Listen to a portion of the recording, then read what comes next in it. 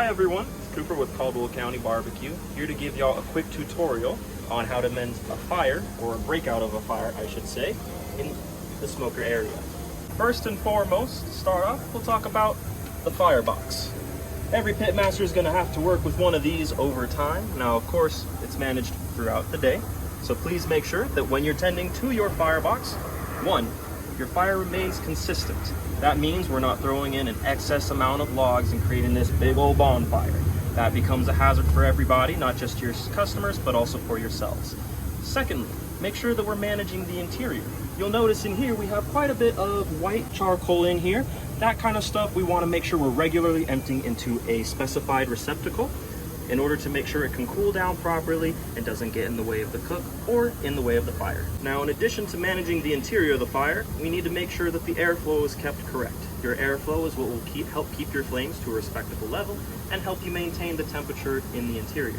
This can be maintained by either keeping the door slightly more ajar in order to produce more heat, more airflow, or if your fire is getting too big and the temperature too high, you can always close the door in order to limit the airflow, help decrease the fire, and keep the temperature in the range you're looking for, which should be 250 to 275 degrees. Now, as for the interior of your actual smoker, one of the things we're going to be taking care of is, of course, the temperature gauges themselves.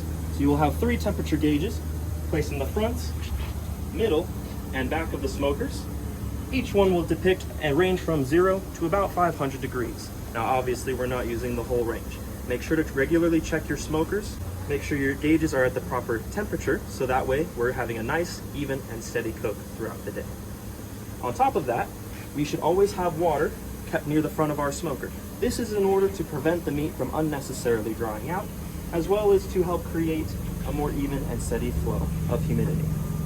Now, likewise, that's going to be the outtake for your fire, and that is the oil down below. That area does have a high propensity, if the oil is beginning to get too high, to potentially catch fire. This is obviously a hazard not only for yourself, but for the meats you have cooking. In the event that a fire should break out in this space, it will create black smoke. As you notice this black smoke and the fire below, please make sure to first and foremost go for baking soda or baking powder. You can use this to spritz onto the fire in order to blanket it out. Now, this is a very rare instance, but in the event you should have a widespread fire, that being that the oil down at the bottom has completely caught and catched. First and foremost, you need to make sure that your hot box is completely closed so that there is no further airflow into your fire. Secondly, open all available doors. You will want to make sure that although that feeds the fire, that the fire is able to quickly burn out, and also so that the meat does not get too overdone. Should you have any meat on, proceed to immediately take it off within reason. If the fire is too great that you cannot reach in, let the meat go. It's okay. Your safety is our priority here at Caldwell County Barbecue. But if you do have the ability to safely secure the meats, proceed to take it off as quickly as you can, and we can finish the cook on another smoker. Make sure that as it burns out, that you are informing a manager, and if necessary, we can reach out to the fire department in order to make sure it's taken care of. Now, lastly, when it comes to the interior of this thing catching on fire, in that unlikely scenario, please make sure you do not use a fire extinguisher. This is not only bad for the smoker itself, but there is a chance it could cause a problem with any meats that you have on should you spray it.